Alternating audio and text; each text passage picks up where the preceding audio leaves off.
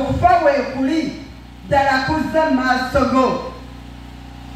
obwavu buzza gy'oli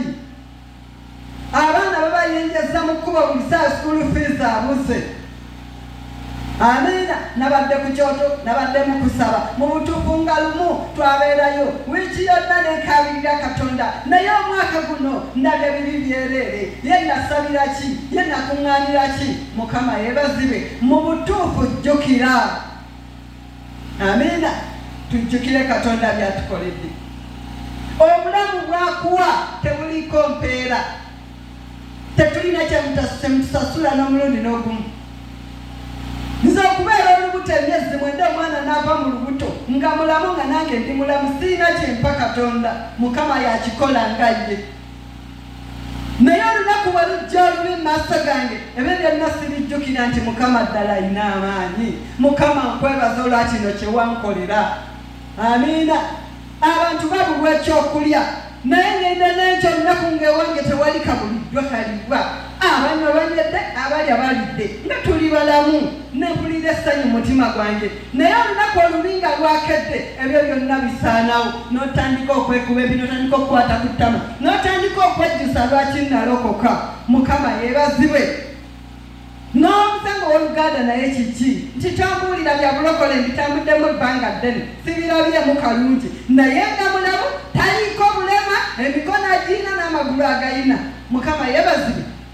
naye ng'osobola okulaba oli ng'azaaliddwa mulamba n'atuuka ekiseera ng'ate wa kitundu ne twerabira Katonda byatukoledde kubanga onoonyeza ssente zibuze kubanga oyagala omulimu tokulaba kati lwaki nsaba amiina tubeere n'okugumiikiriza mu Katonda olunaku olubi nga luzze mu maaso gaffe tukyuke tutunuulire Katonda ebigambo bye twogera mu butuufu Mukama ali wamu naffe era byonna abiwulira enneeyisa gye tweyisa Mukama ali wamu naffe era atulaba amiina tulina okubeera nga tutunuulira Katonda Bayibuli etegeeza bulungi nti omwami ono bwe yakyukira Katonda n'asaba essaala ye Mukama yawulira okusaba kwe Saala kijosabye mu maaso ga Katonda n'omujuliza Bayibuli gatuyimire mu kigambo kya Katonda ate tusabe nga tusabira mu kigambo Mukama n'ataddamu essaala ye Mukama yeebazibwe soma weeyongereyoko awo ekigambo kya Mukama ne kijjira Isaaya nti genda ogambe Keezeekiya nti bw'atyo bw'ayogera Mukama Katonda wa Dawudi kitaawo nti mpulidde okusaba kwo ndabye amaziga go laba ndyongera ku nnaku zo emyaka 15 Mukama yeebazibwe omwana Isaaya ne bamutuma nate omulundi ogwokubiri Mukama yeebazibwe mulokole olwaleero mbuuza Katonda emirembe ku lwekyo ekikulusanya obulamu bwo Mukama mweteefuteefu okubaako kyakola mu linnya erya Mukama waffe Yesu ne batuma nate nabbi Isaaya nti situka totuula genda eri omuddu wange mu butuufu mpulidde okukaaba tukaabye emirundi emeka mu maaso ga Katonda oba okuba tugenda kumusindira busindize kumusalira misango Mukama yeebazibwe tugenda mu maaso ga Katonda kusala misango abooluganda tubasalira misango abaweereza ba Mukama ne tubasalira misango amiina n'abasumba tebanjagala baagala gundi golaba musumba nkolera ki amiina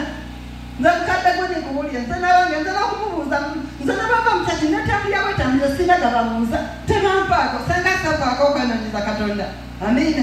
kwekanga gwawulira emirembe tolina ejja kutuusa mukolo mu nnyumba ya Mukama ku lw'ebyo by'oyitamu olabanga Mukama atafuddeeyo naye kkiriza Katonda nti kuwakkiriza mulamu osobola okukyuka n'omubuulira ensonga yo nazza nate obusibe bwa Sayuni kwa Bayibuli etuga nti bwe yazza obusibe bwa Sayuni ne tubanga abaloota owooluganda kkiriza oyo gwe wakkiriza Mukama agenda kuzza bujja ebyo byonna ebisibye obulamu bwo